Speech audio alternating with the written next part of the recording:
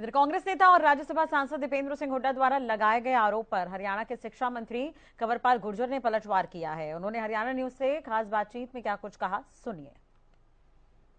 राज्यसभा सांसद दीपेंद्र सिंह हुड्डा ने आज भाजपा सरकार पर जमकर हमला बोला और कहा कि हरियाणा को बेरोजगारी में नंबर 1 पर लाकर बीजेपी ने खड़ा कर दिया है। इस पर बातचीत करने के लिए हरियाणा के शिक्षा मंत्री कंवरपाल गुर्जर हमारे साथ हैं।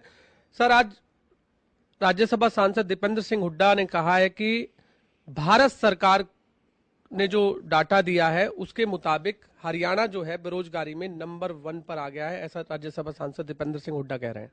देखिए, बहुत लंबे टाइम से इस प्रकार के आरोप लगाती है रही कांग्रेस, लेकिन उनमें कोई सच्चाई पाई नहीं गई। अब जो उन्होंने कहा कि 9% बेरोजगारी है, तो हमने भी इस बात को मानना है कि भाई 6.5-7% है।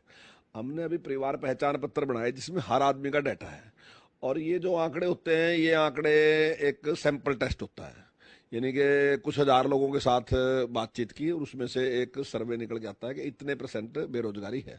जबकि हमारा जो टेस्ट है वो लगभग सारे आदमियों के साथ है, यानी कि 99% लोगों के साथ हमने बातचीत की, उनसे सारा लिया, और वो हमारा 6.5% के आसपास है।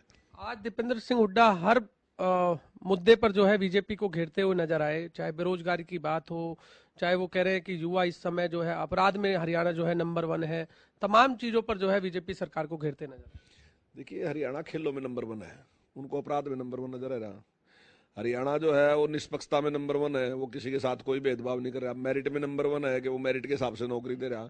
जबकि पेपर लीक हो रहे हैं। इनके टाइम में जो था, उस टाइम चाहे डेवलपमेंट की बात थी उसमें भेदभाव में नंबर 1 था, चाहे रोजगार देने की बात थी उसमें भी नंबर 1 था। और आपके सामने कितने ही नौकरियां ऐसी है जो इनके टाइम में दी गई, वो सारी की सारी जो है कोर्ट में उनके खिलाफ फैसले आए, उनको निरस्त कर दिया कोर्ट ने। मंत्री जी, एक बार पेपर लीक होना, 2 बार, 3 बार, 4 बार, उन्होंने आंकड़ा दिया है कि 30 बार पेपर लीक हुए हैं। 300 बारों का जो उन्होंने आंकड़ा भी पेश किया है। नहीं, देखिए, जो कार्रवाई हमने की ना, तो अपने 10 साल में बता देना वो किसके खिलाफ कार्रवाई की। नहीं किसी के खिलाफ कार्रवाई, क्योंकि वो अब मैं ये तो नहीं कहूंगा कि वही पेपर लीक कराने वाले थे, लेकिन मैं समझता हूं कि उनके साथ उन पर आशीर्वाद था कांग्रेस पार्टी का। दीपेंद्र सिंह हुड्डा कह रहे हैं कि इस समय राजनीतिक गलियारों में चर्चाएं हैं कि 4 डिप्टी सीएम बनाएंगे यदि हमारी सरकार आती है।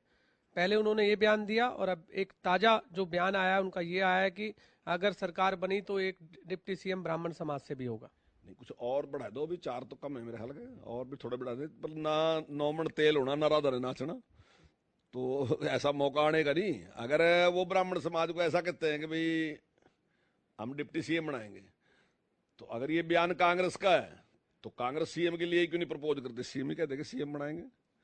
और अगर चौधरी भूपेंद्र सिंह हुड्डा ये बयान दे रहे हैं कि मैं बनाऊंगा, इसका मतलब कांग्रेस तो नहीं बना रही, हुड्डा साहब अपने आप कह रहे हैं कि मैं बनाऊंगा। देखिए, हमारा काम है, जो हमने कहा, सबका साथ सबका विकास। हमारा मुद्दा है हरियाणा एक हरियाणवी एक, सबके साथ समान व्यवहार करना, उसमें किसी के साथ भी अन्याय नहीं करना, क्योंकि इनका जो पुराना इतिहास है वो भेदभाव करने वाला है, पक्षपात करने वाला है। इसलिए आज ये कहते हैं कि भाई इसको भी सीएम बना देंगे, आपको बना देंगे डिप्टी सीएम, आपको भी डिप्टी सीएम बना देंगे, आपको भी डिप्टी सीएम बना देंगे।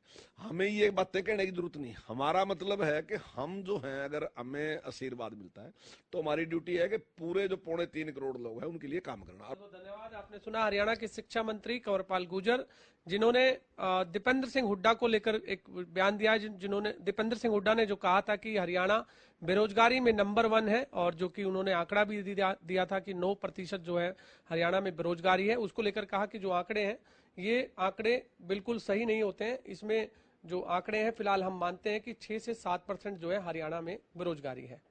कैमरामैन जितेंद्र शर्मा के साथ